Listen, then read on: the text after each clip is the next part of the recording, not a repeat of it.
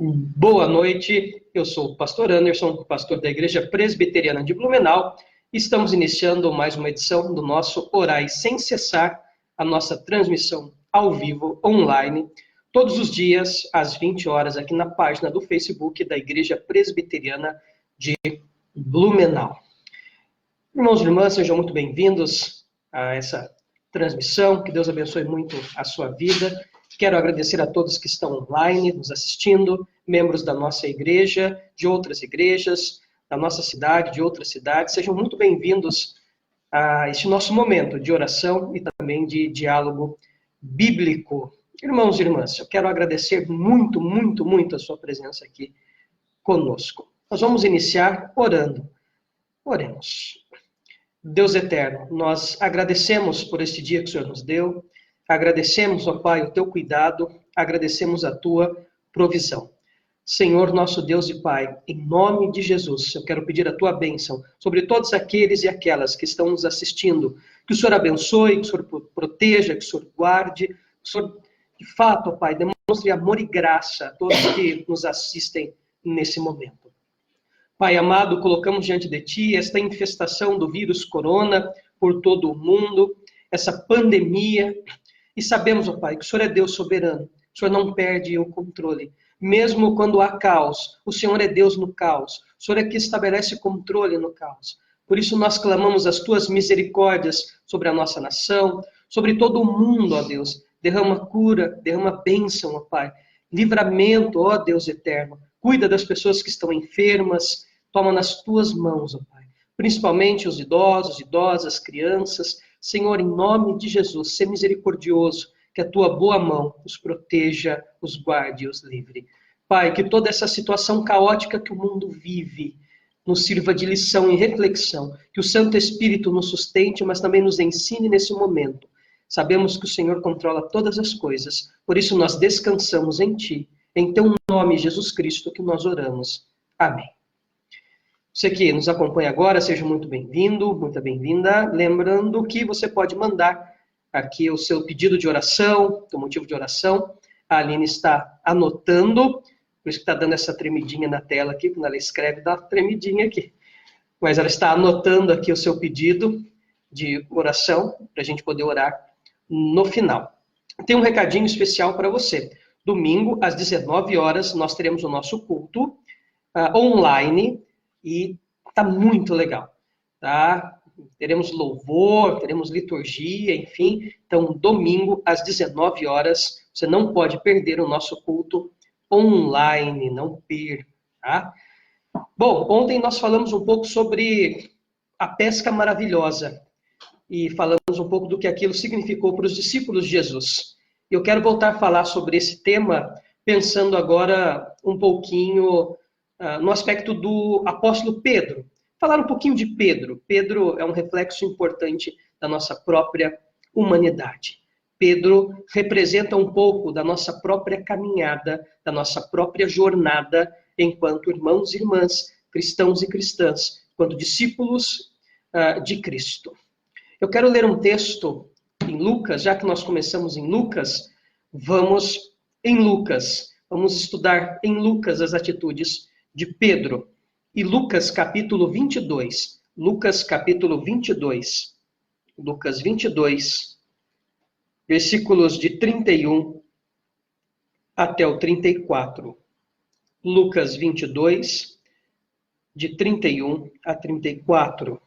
Enquanto você acha o seu texto bíblico, eu, enquanto pastor, ministro do Evangelho, pastor da Igreja Presbiteriana de Blumenau e pastor da Igreja Presbiteriana do Brasil, eu quero dizer, nós temos que atender à recomendação da Secretaria de Saúde, seja municipal, estadual, ou mesmo os decretos federais.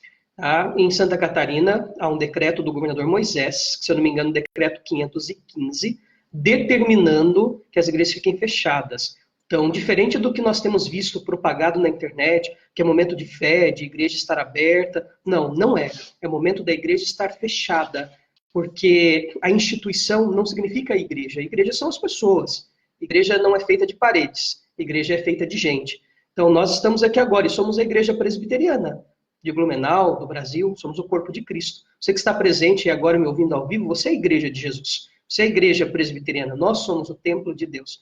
Tá? Então, diferente do que eu vi hoje, fiquei muito chateado com alguns colegas pela internet. Eu acho que nós temos, sim, que proteger as nossas crianças, nossos idosos, e ficarmos em casa e aceitarmos as determinações dos médicos especialistas. Tá? E Deus nos abençoou com esse método que é a internet para transmitirmos os nossos cultos.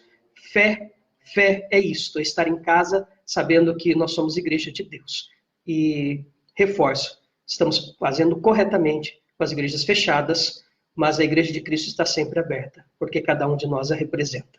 Então vamos lá, Lucas 22, de 31 até o 34 diz: Jesus continuou: Simão, Simão, que é Pedro, escute bem, Satanás já conseguiu licença para pôr vocês à prova. Ele vai peneirar vocês como o lavrador peneira o trigo a fim de separá-lo da palha. Mas eu tenho orado por você, Simão, para que não lhe falte fé. E quando você voltar para mim, anime os seus irmãos. Então Pedro disse a Jesus: Estou pronto para ser preso e morrer com o Senhor. Então Jesus afirmou: Eu digo a você, Pedro, que hoje, antes que o galo cante, você dirá 3 vezes que não me conhece.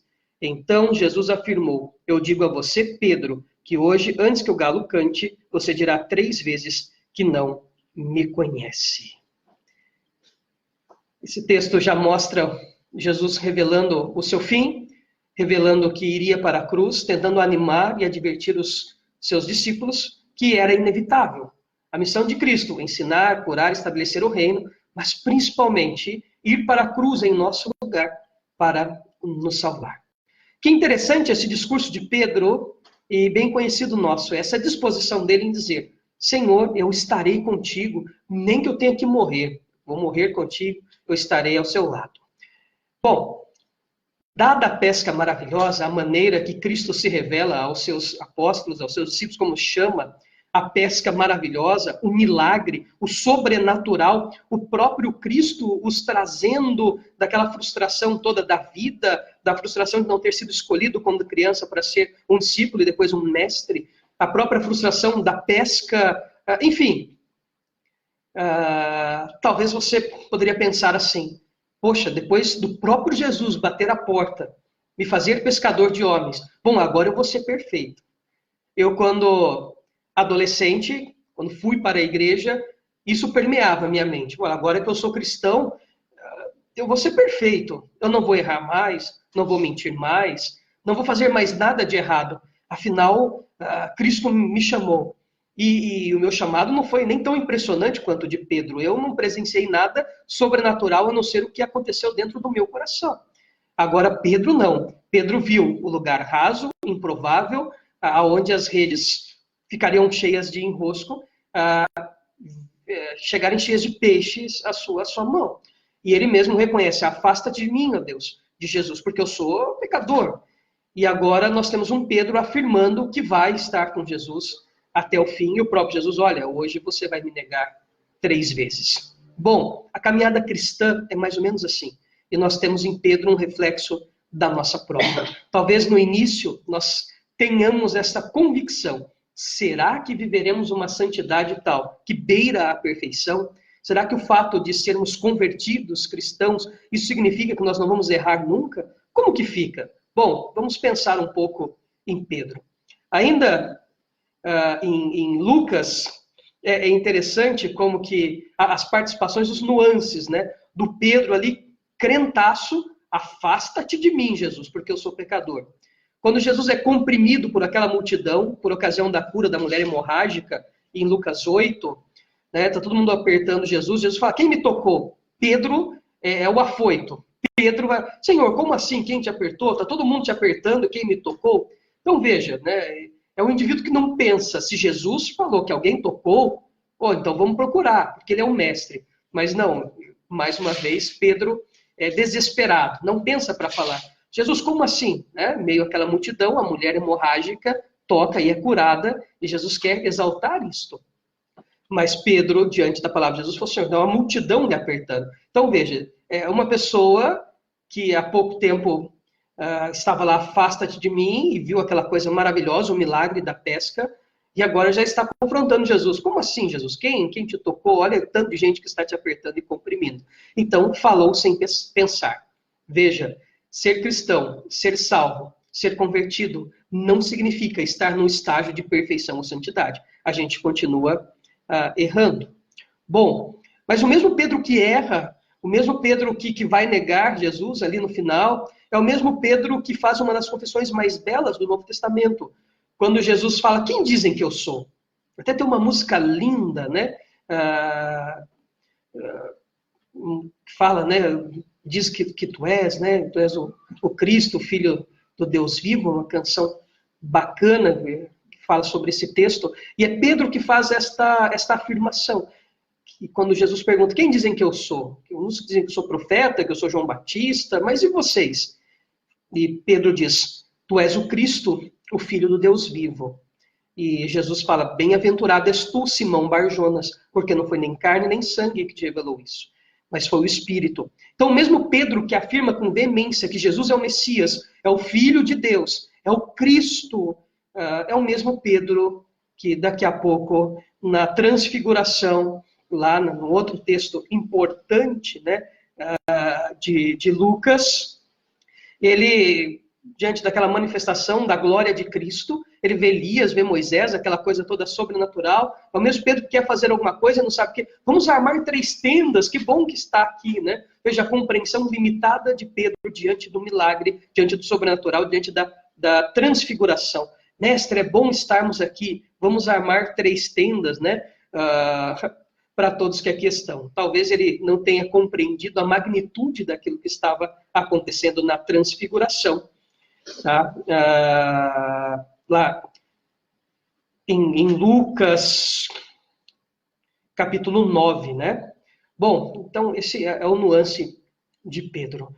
O Pedro que está disposto de ir até a morte, mas que é o Pedro que falha, o Pedro que erra. É interessante na tempestade no mar, quando Jesus vai ao encontro deles, estão sozinhos no barco, Jesus vai caminhando sobre as águas, e Pedro fala, se és tu, Jesus, eu quero ir contigo, né? Veja que de todos é o único que tem coragem de sair do barco. Quando ele olhava para Cristo, ele andou sobre as águas, olhou as circunstâncias, afundou, e Cristo então o toma pela mão e o salva, né? Afundou, mas foi o único que saiu do barco. E esse é Pedro, ele é um reflexo da nossa própria conversão e da nossa própria humanidade. Bom, e talvez o ápice se dá no final, no momento em que Pedro deveria proclamar a sua fé, no momento em que Pedro deveria professar publicamente que era um cristão.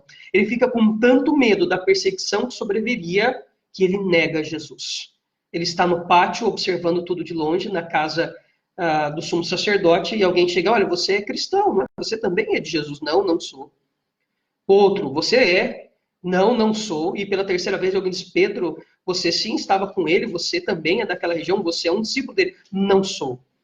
E o texto diz que depois Jesus passa por ele e olha, e ele chora copiosamente. Então, veja, o próprio Jesus já sabia, o advertiu do que iria acontecer.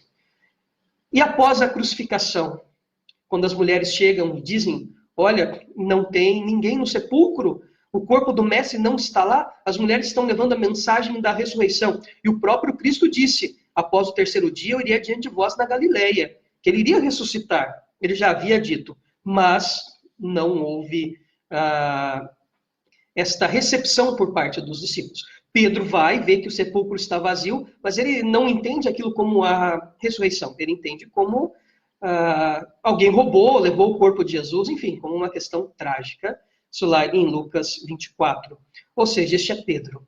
E que após a ressurreição, por não compreender, por não crer, o Evangelho de João diz que ele chega ao extremo, que é desistir. Quando ele fala, eu vou pescar. Eu vou pescar. Ou seja, eu vou voltar, eu vou regressar à minha antiga vida. Quando João retrata esse fato, é simples. É dizer assim, olha, tudo o que aconteceu, acabou. Como canta João Alexandre maravilhosamente, né?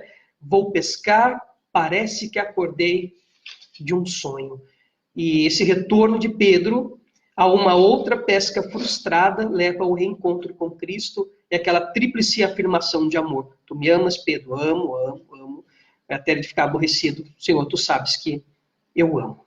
Bom, o que eu quero dizer com todo esse emaranhado de Pedro? O que eu quero dizer com toda essa questão de Pedro?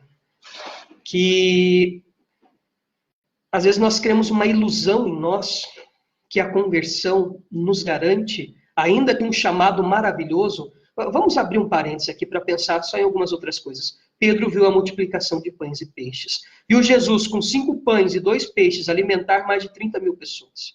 Pedro viu Lázaro, que estava morto há 4 dias, ser ressuscitado.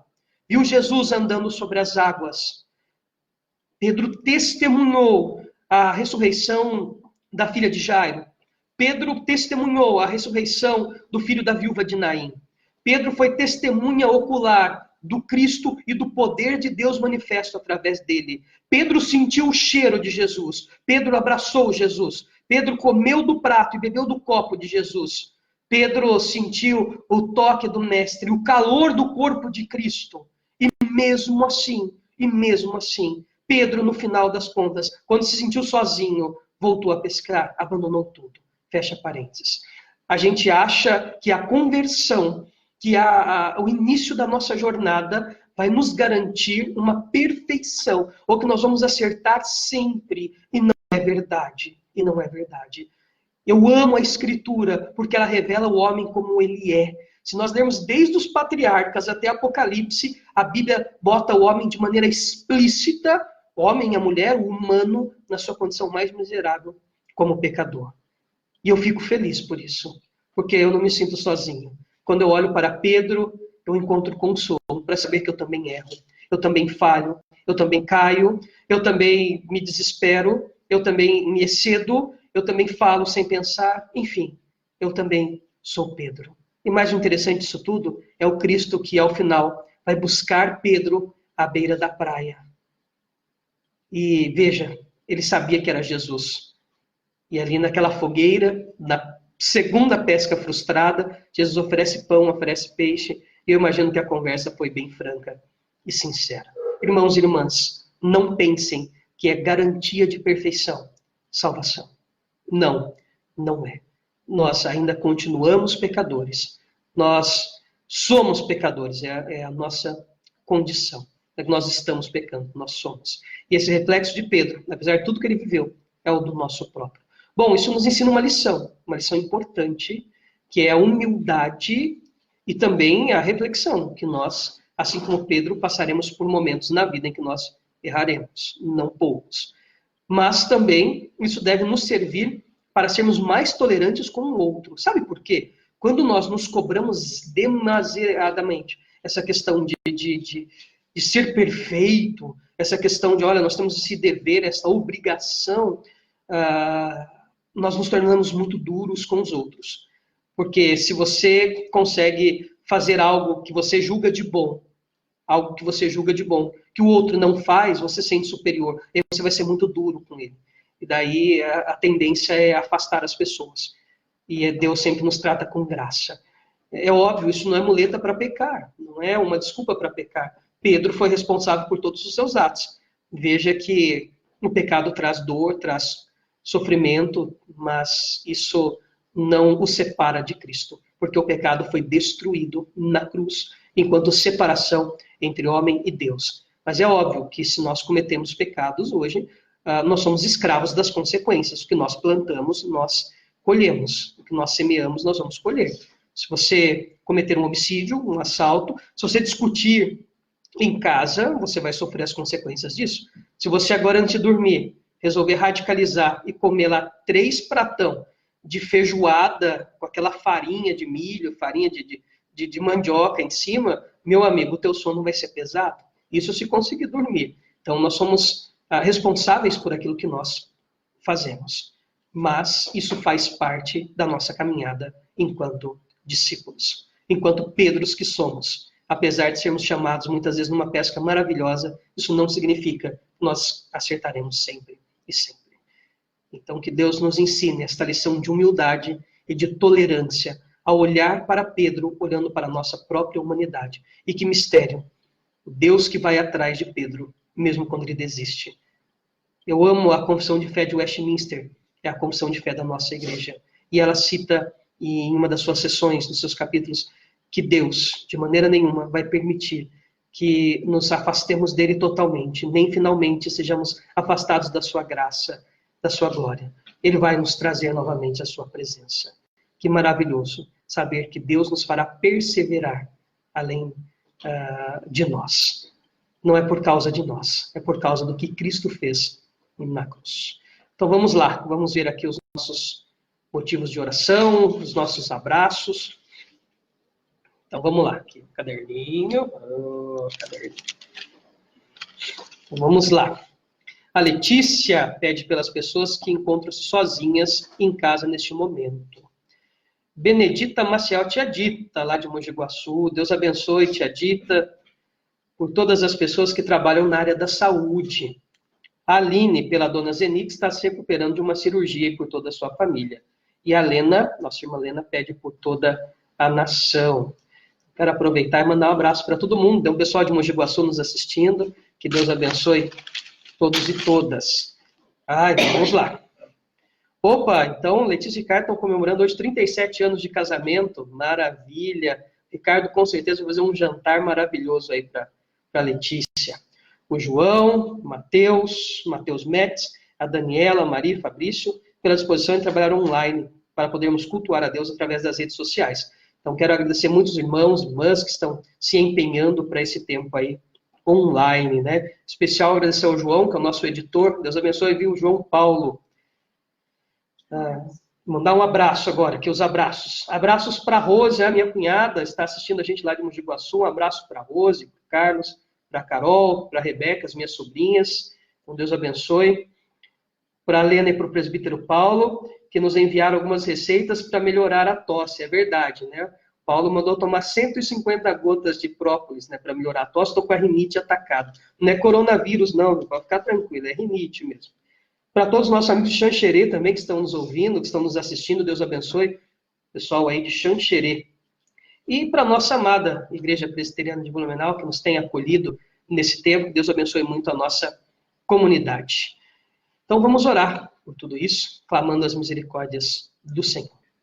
Deus eterno, todos esses pedidos que foram feitos, eu coloco diante de Ti, todas as ações de graças, intercessão, ó Pai, por todos esses nossos irmãos e irmãs que nos assistem agora, que o Senhor derrame bênção, amor, graça, o sustente na sua poderosa mão. Livra-nos, ó Pai, da contaminação deste coronavírus, mas que seja feita a Tua vontade, porque venha o que vier, sabemos que o Senhor é Deus, e nós continuaremos a amar, Senhor, ao Senhor incondicionalmente, ainda que a gente passe por qualquer tribulação, porque o Senhor é Deus, acima de tudo, acima de todos. Pai, colocamos diante de Ti o nosso mundo que sofre esta epidemia agora. Clamamos a Tua misericórdia e o Teu amor, ó Pai. O Senhor seja benigno, ó Deus, com os que estão infectados e principalmente as famílias. Deus, dependemos de Ti. Esse vírus mostrou que nós somos tão vulneráveis, tão pequenos, tão dependentes, tão fracos. Mas também, ó Pai, isso nos mostra que, se não for o Senhor, estamos de todo perdidos. Como exclamou o salmista, ai de nós, ai de Israel, se não for o Senhor. Ai de nós, se não for o Senhor a nos cuidar a cada segundo. Abençoe todos esses irmãos e irmãs, ó Pai, que estiveram conosco nessa transmissão, aos pedidos que foram feitos. Que seja feita a Tua vontade nas nossas vidas, em nome de Jesus. Amém. Bom, estamos chegando no final dessa transmissão. Lembrando que amanhã, às 20 horas, estaremos aqui novamente. E durante o dia nós continuamos aquela curtinha sobre as interpretações de texto. Amanhã eu vou trazer mais um texto para você, que às vezes nós compreendemos um pouco equivocadamente. E assim a gente vai tendo essa interação online. Se você precisar de um aconselhamento, você pode me telefonar, pode mandar um e-mail, podemos fazer uma chamada pelo Skype. Enfim, estou à disposição enquanto pastor. Então, os aconselhamentos ainda que online permanecem. Deus abençoe todos que estiveram conosco nessa transmissão. E estamos de volta amanhã às 20 horas. Deus abençoe muito a sua vida e dê uma boa noite de sono, meus irmãos, minhas irmãs. Um abraço a todos e a todas. Amanhã estamos de volta às 20 horas. Tchau, tchau.